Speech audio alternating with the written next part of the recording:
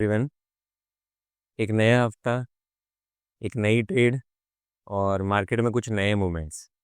आज के analysis start करने से पहले मैं आपको एक चीज़ बताना चाहता हूँ कि लास्ट जो वीक था ना, वो गोल्ड की हिस्ट्री का सबसे बेस्ट वीक था, क्योंकि जो इतने सालों में, जब से मतलब है ना गोल्ड की प्राइसिंग लिस्टिंग हुई है, उसके बाद में जब गोल्ड के जो मोमेंट थे, पिछले हफ्ते में जो मोमेंट थे ना, वो अनएक्सपेक्टेड थे और बहुत ज़्यादा थे।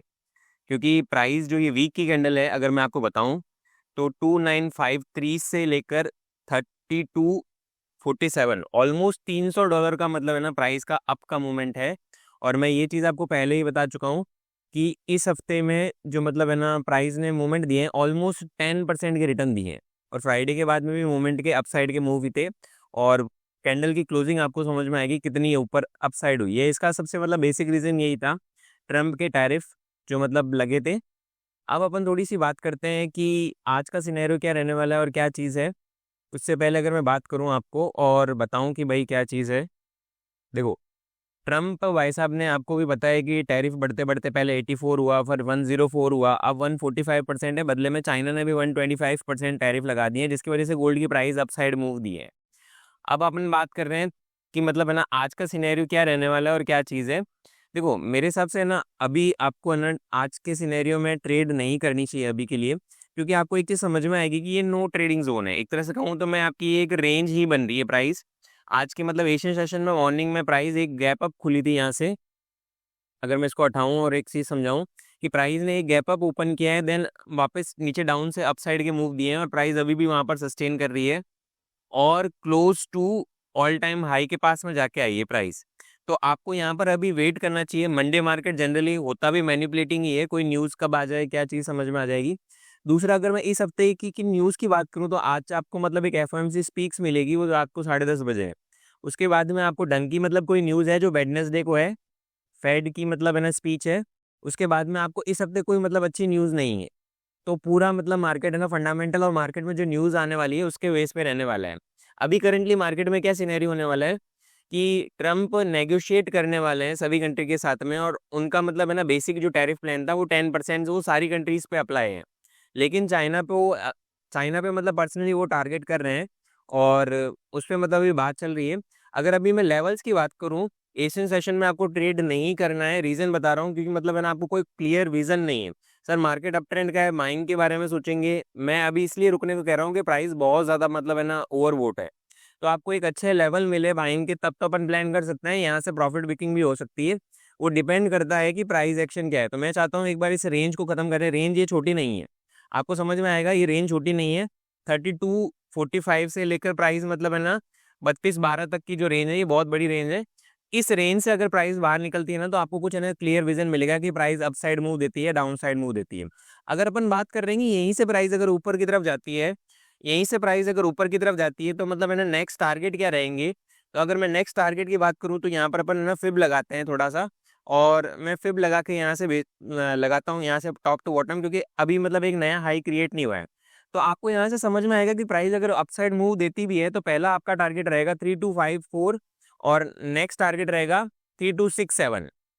ऑलमोस्ट ऑलमोस्ट 6-7 तक प्राइस जाएगी अपने फिब के लेवल के अकॉर्डिंग। और अगर नीचे की तरफ गिरती है तो मतलब आपका एक मतलब जहाँ पर एक पीओआई लेवल है वहाँ पे भी मतलब आपका टारगेट दिया हुआ है 3188 वाला। अब देखो, प्राइस यहाँ से सस्टेन करते हुए अगर रेंज बनाती है, देन नीचे की तरफ डाउन साइड मूव देती है, तो पहला मतलब आपको जोन रहेगा 3200 वाला। देन नेक्स्ट आपका एक मतलब और जोन है 3167 से लेकर 3162 वाला जोन है जो यहाँ पर है। प्लस 200 ईएमए को भी किस तरह रिस्पेक्ट करता है आपको समझ में आ जाएगा। बाकी आपको मतलब अभी बाइंग और सेलिंग के बारे में अभी मैं कुछ नहीं कहूंगा कि प्राइस भले ही मतलब अपसाइड के मूव दे रही हो, ऊपर की तरफ मूव दे रही हो, लेकिन अभी अपन को सिर्फ और सिर्फ प्राइस एक्शन का वेट करना है। क्योंकि मतलब जब रेंज बनती है, तुम्हें भी पता है, मैंने क्लास में भी पढ़ा है, जब भी रेंज बनती है ना तो वो एक बहुत बड़े ब्रेकआउट की तरफ जाता है। और एक इतनी बड़ी रेंज है तो मतलब अपन को अच्छे मार्केट के मूव्स मिलेंगे। प्लस मंडे है, देखो कभी कभार है ना प्रॉफिट करने के लिए जरूरी नहीं है कि आपको ट्रेड लेना ही है। कभी कभार आपको बैठना भी आना चाहिए ताकि एक अच्छी ट्रेड के सेटअप्स मिल सके। बाकी इससे रिलेटेड कोई भी मतलब है ना मार्केट में मूवमेंट आती है तो मैं अपने टेलीग्राम पे डाल दूंगा, उसका नीचे मैंने लिंक दे रखा है। आज के लिए सिर्फ है ना इतना ही सिनेरियो है। तब तक के लिए आप सिर्फ और सिर्फ प्राइस एक्शन का वेट करो और रेंज किस तरह रिएक्ट करती है उसका वेट करो। और मार्केट में कोई न्यूज़ आती है तो उसके ऊपर बात करेंगे। अभी अपन थोड़ा-सा मतलब है ना और बात करता हूँ मैं, ये आपको गोल्ड का चार्ट है 25 और 2024 और 2025 के बीच में।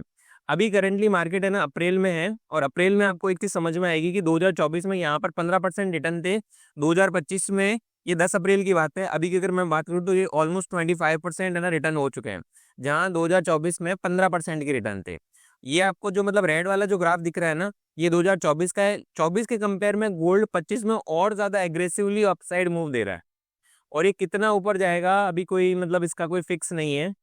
बस अभी मतलब आपको वेट करना है और अपसाइड के मूवमेंट क्या होते हैं क्या नहीं है। अगर आपको बाइंग की ट्रेड भी प्लान करनी है तो एक चीज़ हमेशा दिमाग में रखना कि आपके एसएल बहुत छोटे से छोटे रहने चाहिए और आपके लेवल पे टारगेट मिले।